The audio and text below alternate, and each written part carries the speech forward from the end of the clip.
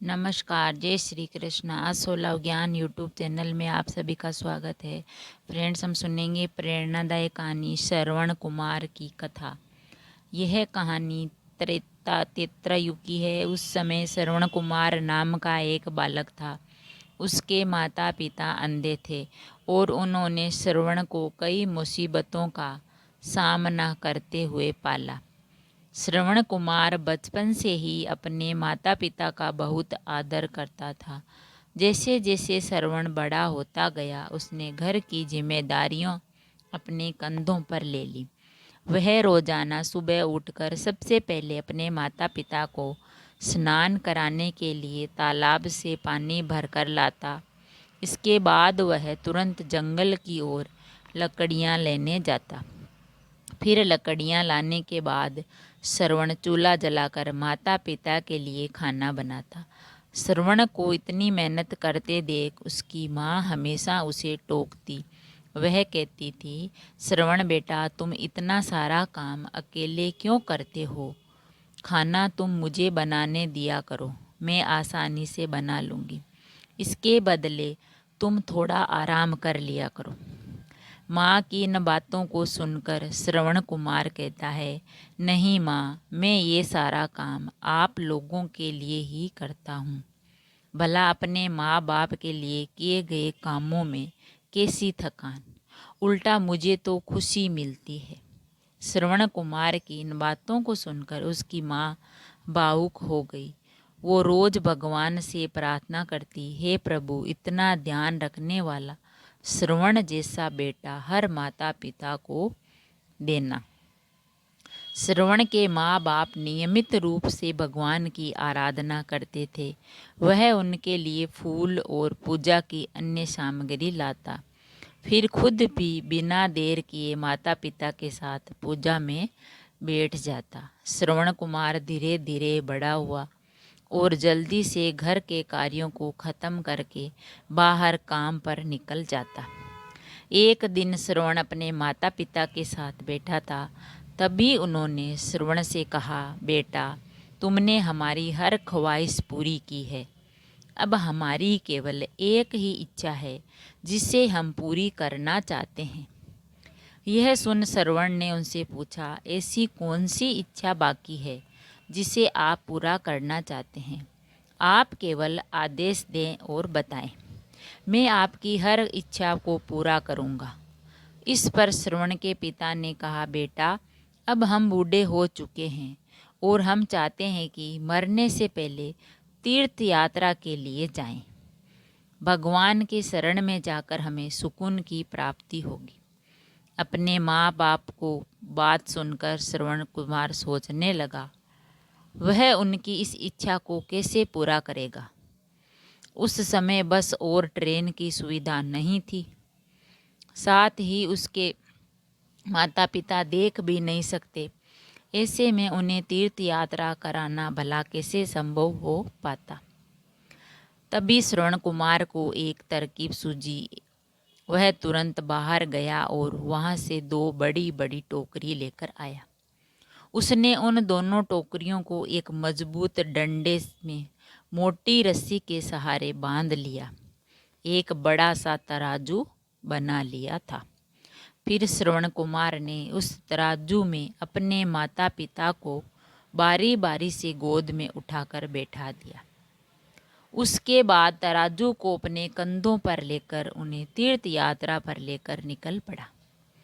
वह लगातार कुछ दिनों तक अपने माता पिता को एक के बाद एक सभी तीर्थ स्थानों पर घुमाने लगा। इसके बाद श्रवण कुमार ने अपने माता पिता को प्रयाग से लेकर काशी तक के दर्शन कराए। माता पिता को घुमाते समय श्रवण कुमार उन्हें उन जगहों के बारे में भी बताता चलता, क्योंकि वह आंखों से उस दृश्य को नहीं देख सकते थे। अपनी बेटे की मेहनत को देख उसके माता पिता बहुत खुश हुए।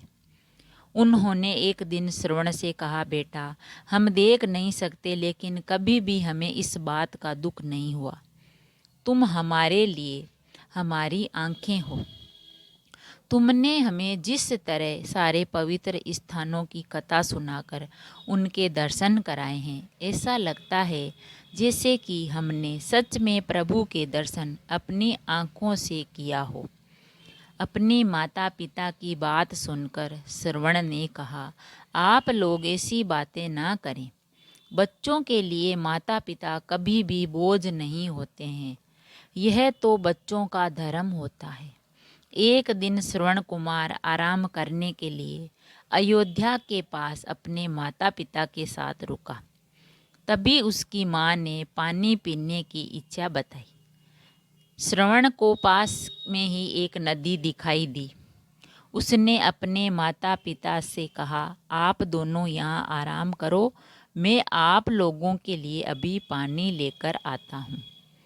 नदी के पास पहुंचकर श्रवण कुमार कमंडल में पानी भरने लगा। उसी जंगल में अयोध्या के राजा दशरथ भी शिकार करने पहुँचे। पानी में हलचल की आवाज़ सुनकर उन्हें लगा कि कोई जानवर पानी पीने आया है। उन्होंने बिना देखे केवल ध्वनि सुनकर ही अपना तीर चला दिया। दुर्भाग्य से वह सीधे श्रवण कुमार को लग गया। तीर लगते ही वह चीख पड़ा। इसके बाद राजा दशरथ जब अपने शिकार को देखने पहुँचे तो वहाँ श्रवण था। वो तुरंत श्रवण कुमार के नज़दीक पहुँचे और कहा, मुझसे बहुत बड़ी भूल हो गई, मुझे माफ़ कर दीजिए। मुझे बिल्कुल नहीं पता था कि यहाँ कोई मानव होगा। मैं इस गलती का पश्चाताप करने के लिए क्या करूँ? तुम मुझे माफ़ कर दो। तभी कहराते हुए श्रवण ने कहा, यहाँ से थोड़ी ही दूर जंगल में मेरे माता पिता बैठे हैं। उन्हें काफ़ी प्यास लगी है। आप उन तक यह पानी पहुँचा दीजिए और मेरे बारे में उन्हें कुछ भी नहीं बताएं। इतना कहते कहते श्रवण कुमार की सांसें रुक गई। श्रवण कुमार की मौत से राजा दशरथ सुन्न पड़ गए। किसी तरह वो श्रवण कुमार के बताए अनुसार जल लेकर उसके माता पिता के पास पहुँचे। श्रवण के माता पिता अपने बेटे की आहट को बेखूबी पहचानते थे। जब राजा दशरथ उनके करीब पहुँचे तो उन्होंने आश्चर्य से पूछा, तुम कौन हो और हमारे श्रवण को क्या हुआ? वह क्यों नहीं आया? राजा दशरथ उनके सवालों का जवाब नहीं दे पाए। उन्होंने चुपचाप पानी उनकी तरफ बढ़ा दिया। तभी श्रवण की माँ ने चिंतित स्वर में जोर से कहा, तुम कौन हो और मेरा बेटा कहाँ है? ये बताते क्यों नहीं हो? श्रवण की माँ की चिंता देखकर राजा दशरथ ने कहा, माँ मुझे माफ़ कर दीजिए। शिकार करने के लिए मैंने जो तीर चलाया था वो सीधे आपके बेटे श्रवण को जा लगा। उसने मुझे आप लोगों के बारे में बताया, इसीलिए मैं यहाँ पानी लेकर चला आया। इतना कहकर राजा दशरथ चुप हो गए। राजा दशरथ की बात सुनकर श्रवण की माँ जोर जोर से रोने लगी। उन दोनों ने अपने बेटे की मौत के गम में राजा दशरथ के लाए हुए पानी को हाथ तक नहीं लगाया। श्रवण के पिता ने तभी राजा दशरथ को पुत्र वियोग का श्राप दे दिया। कुछ ही देर बाद श्रवण के माता पिता ने अपने प्राण त्याग दिए। श्रवण कुमार के पिता के श्राप के परिणाम स्वरूप ही राजा दशरथ को अपने पुत्र राम से दूर रहना पड़ा। राजा दशरथ के इस श्राप को पूरा करने के लिए भगवान राम को 14 वर्षों का वनवास हुआ, जिसका माध्यम है दशरथ की पत्नी कैकेयी बनी। श्रवण के पिता की ही हर तरह राजा दशरथ भी अपने बेटे से दूरी को बर्दाश्त नहीं कर पाए और उन्होंने अपने प्राण त्याग दिए। तो फ्रेंड्स, इस कहानी से हमें ये शिक्षा मिलती है कि हर बच्चे को अपने माता पिता की सेवा श्रवण कुमार की तरह निस्वार्थ भाव से करनी चाहिए। यही उनका सबसे बड़ा कर्तव्य होता है। अगर कहानी पसंद आई तो लाइक और शेयर ज़रूर करें। ऐसी ही कहानी और कथा सुनने के लिए चैनल को सब्सक्राइब करें। Thank you.